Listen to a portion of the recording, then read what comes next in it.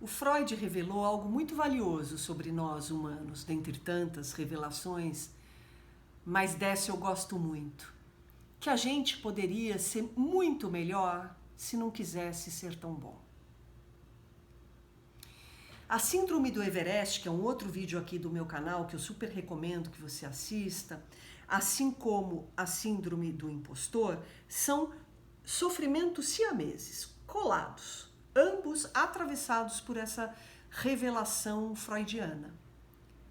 Eu posso ser bem melhor quando eu abro mão de querer ser tão bom. Agora, o que é a Síndrome do Impostor? É o sentimento de que eu sou uma farsa, eu sou uma fraude, eu sou uma mentira, um engano. É a sensação de que aquilo que eu aparento ser não corresponde ao que eu sinto ou pressinto que eu realmente sou. E muitas vezes essa sensação de ser uma mentira, ela pode ou não vir acompanhada da paranoia de que todo mundo já sabe. Puta, todo mundo já sacou que eu sou uma farsa. Ou então, é só uma questão de tempo, já vão descobrir. E aí tudo vai desmoronar. Seja qual for a intensidade disso tudo e a roupagem como se manifesta, o fato é que é um sofrimento danado. E o que está por detrás e pelos lados, permeando essa síndrome do impostor? As idealizações. Quem sofre da síndrome do impostor sofre de idealização. São pessoas que idealizam a si mesmas, quem elas são, quem elas deveriam ser, o que elas deveriam fazer, com quem que elas deveriam se relacionar, que tipo de relação, o que elas deveriam ter. São pessoas que idealizam a vida própria e a vida dos outros. Idealiza quem os outros são, o que o outro faz, o que o outro tem, com o que o outro trabalha, a família do outro, tudo é idealizado. Então, são pessoas que vivem no ideal e não no real. E ambos, ideal e real, têm uma diferença brutal. Por quê? Porque no ideal, a vida ideal, o ser ideal, ele é perfeito. Perfeito, completo, pleno, tem tudo ali. Ele pode tudo, ele sabe tudo, ele consegue tudo, ele conquista tudo. Basta querer. Basta querer, basta sonhar que você pode ser tudo. Isso é um delírio. Isso é um delírio. Bem diferente do real. Onde, sim, tem coisas maravilhosas que acontecem na vida, tem lindezas, eu acerto em muita coisa, os outros também, a vida é muito rica em uma série de aspectos, mas tem tragédia, a vida é tensão constante entre luz e sombra. Coisas funcionam bem, coisas não funcionam bem, eu sou legal, mas também não sou, eu consigo um monte de coisa, mas não consigo um monte de outras coisas, né? Então, a vida real, ela é precária, no sentido de que ela tem limitações, faltam coisas. Faltam coisas em mim, faltam coisas em você, faltam coisas nos outros, faltam coisas em todo mundo. Coisa que não falta na vida real, na vida ideal, né? A vida ideal não falta nada, não tem nada, tudo é completinho, tudo é perfeitinho. No real não, né?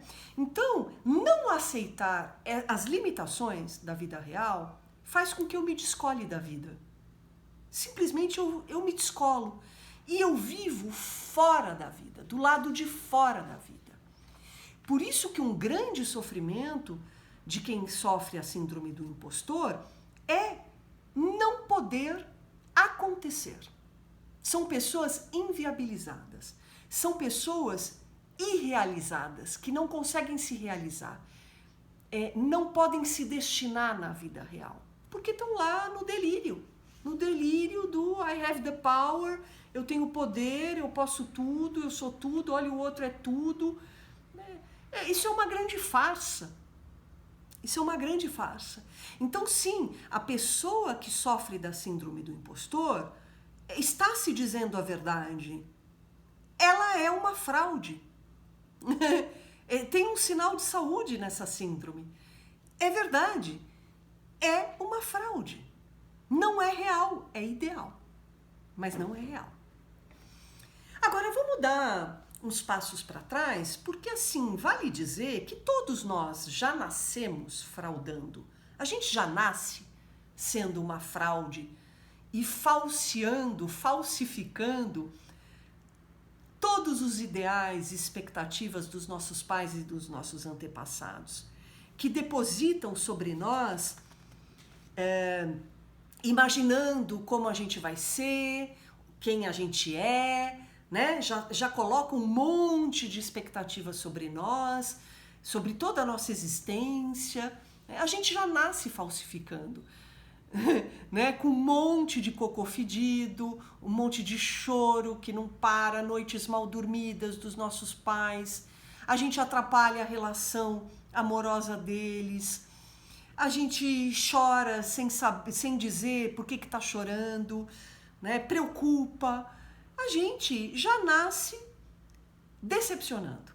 A gente já nasce fraudando os ideais que são depositados sobre nós. E atenção, porque muita gente diz assim, não, eu nunca idealizei meus filhos, eu fiz meus filhos, eu quis meus filhos, mas para o mundo, para a vida, não, eu aceito eles como eles são e tal.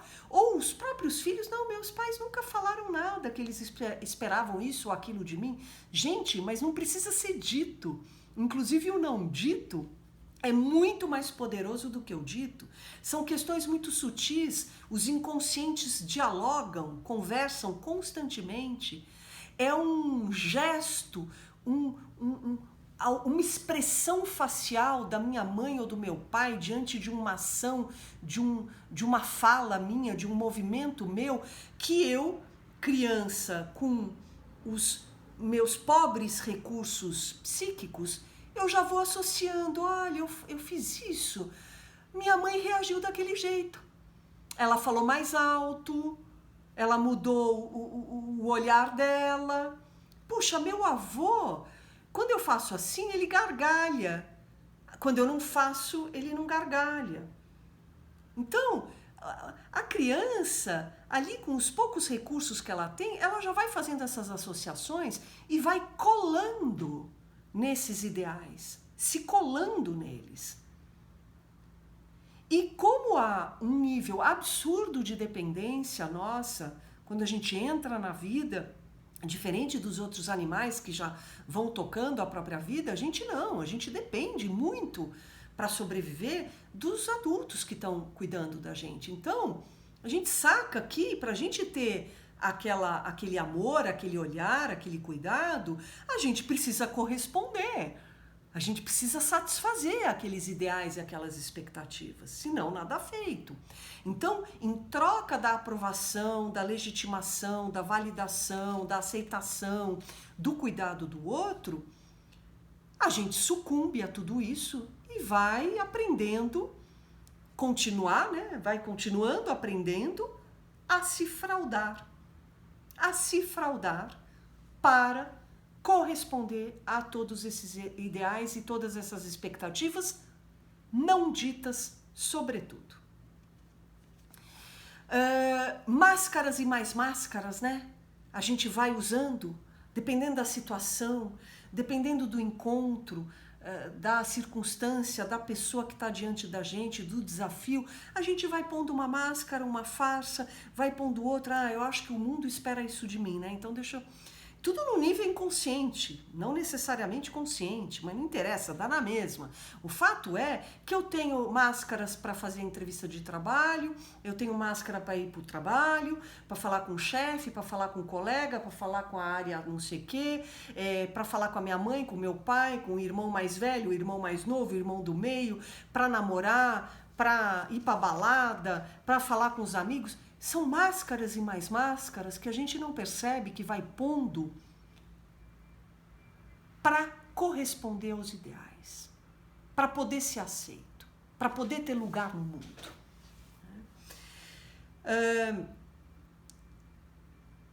Na adolescência, é curioso, a gente tem uma janela de oportunidade para se rebelar contra tudo isso e abrir frestas de respiro para poder ser quem eu presinto que eu quero ser e que eu sou. Então o adolescente, ele é rebelde e normalmente, não é uma regra, tá? Mas normalmente, quanto mais idealização sobre o adolescente, mais rebelde ele fica. Ou então adoecido, porque aí são adolescentes que não têm saúde suficiente para se opor a todo esse peso de idealizações sobre si. Então ele não consegue, ele sucumbe e adoece. Ele não dá conta. Mas é uma janela de oportunidade a adolescência. Só que ela se fecha e aí a gente se torna adultos que fazemos o diabo para continuar correspondendo aos ideais. De si mesmo, que a gente já aprendeu, já desde pequeno, né? Que a gente foi colando aquilo que a gente ia imprimindo do ambiente. Então, ideais de si mesmo que a gente aprendeu a construir e os ideais que a gente vai percebendo que o mundo deposita sobre nós. Ao longo da vida, além da adolescência, a gente tem outras janelas de oportunidade que eu chamo de chamadas espirituais. No mínimo mais duas, aos 30 e aos 40 anos. São as famosas crises dos 30 e dos 40, onde algo de muito profundo, de muito essencial, de muito autêntico na gente, nos convoca para uma reflexão importantíssima. Afinal, a minha vida é de quem? Está a serviço do quê? Para quem? Em nome do quê? De quem? O que eu venho fazendo esses anos todos com o que foi feito de mim? Com o que eu deixei que fizessem de mim? A partir de agora, como é que eu quero viver minha vida? Vejam no meu vídeo Capim ao Vento, onde eu trato com mais profundidade disso. Bom, eu dei esses passos para trás só para dar essa boa notícia, que a síndrome do impostor, essa sensação de ser uma farsa, não é privilégio de poucos, não, ou de muitos, é privilégio de todos nós. Todos nós, em alguma medida, de alguma maneira, somos atravessados pela sensação de que somos uma fraude.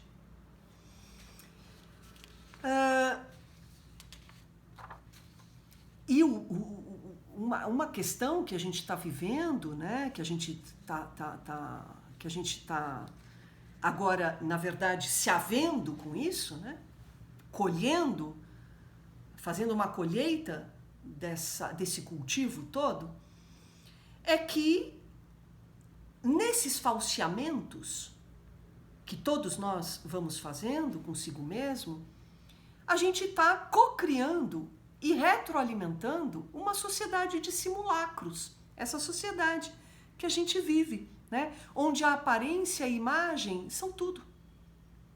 Estão aí o LinkedIn, o Instagram,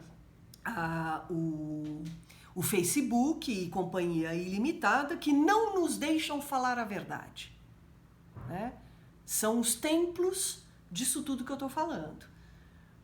Onde o indivíduo super complexo, real, ele é reduzido a número de seguidores, de views, de engajamento, de likes, como se tudo isso, toda essa aparência, essa parafernália, reduzisse quem eu sou.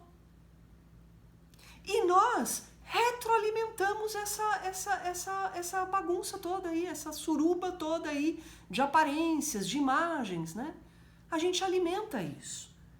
Então a gente está cocriando essa sociedade que é uma farsa, Que é uma fraude. E não é à toa que a síndrome do impostor é um hit, É um campeão de audiência, de queixas nas clínicas, vídeos que falam disso, nossa, Por quê?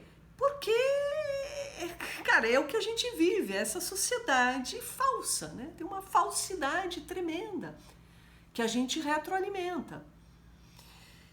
E a angústia e a ansiedade que tem atingido índices assustadores que acompanham a síndrome do impostor. Inclusive, fiquem atentos aí, se inscrevam no canal para o YouTube avisar vocês que o meu próximo vídeo vai ser só sobre ansiedade e angústia, que são dois afetos que se parecem muito no corpo físico, na sintomatologia, mas que são bem diferentes. E a gente confunde, né? A gente está ansioso e acha que está angustiado e acha que está ansioso. E é importante conhecer a diferença entre esses dois afetos, porque aí a gente vai dialogar com eles e manejá-los de forma melhor, para poder transformar esses sentimentos, né? Que provocam muito sofrimento. Bom, uma reflexão fundamental, crucial, que quem sofre da síndrome do impostor precisa fazer é a seguinte: o quanto eu estou disposto a abrir mão dos meus próprios ideais de ser para poder ser quem eu sou? O quanto eu estou disposto a abrir mão de corresponder àquilo que eu acredito que os outros esperam de mim, ou seja, os ideais dos outros sobre mim, o quanto eu estou disposto a abrir mão disso para poder ser quem eu sou, sob o risco de perder esses outros, mas de me ganhar. O quanto eu estou disposto a isso? O quanto eu estou disposto a abrir mão de ser o fodão das galáxias, que pode tudo, que sabe tudo, que faz tudo, que consegue tudo ao mesmo tempo, para poder ser humano. Humano, humilde, precário. Luz e sombra, ao mesmo tempo. Potente um monte de coisa e impotente uma série de outras. O quanto eu estou disposto? O quanto eu estou disposto a abrir mão de uma existência plena, perfeita, felicidade constante, paz, plenitude?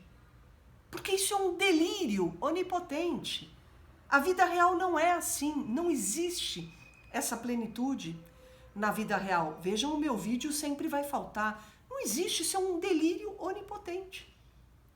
Que essa sociedade de simulacros, de farsa, vende e a gente compra. Não, põe lá o post-it no espelho e todo dia você vai lá na frente do post-it, onde você escreve que você é próspero, rico, que você tem o corpo tal, que você pode, você consegue, que você tem o amor da sua vida, uma gêmea e bababá.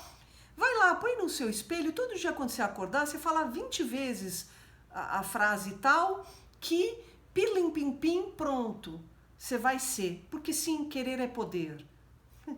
E a gente compra isso. E se sente uma bosta porque não consegue, não tem efeito. Mas é claro que não vai ter efeito. Porque não é assim que funciona, né? A felicidade, a paz, a plenitude são episódios, são episódicas. Não é em tempo integral. E daí a importância de quando está sentindo, né? Quando a gente se sente atravessado por aquela sensação de plenitude, aquele vento, né, que bate, que nossa, que paz, que felicidade que eu estou sentindo, não está faltando nada. Aproveita, abraça isso, sinta muito, porque já já vai passar. É um vento, é episódico, não é em tempo integral. Só acredita que é em tempo integral os impostores. Só eles acreditam nessa farsa.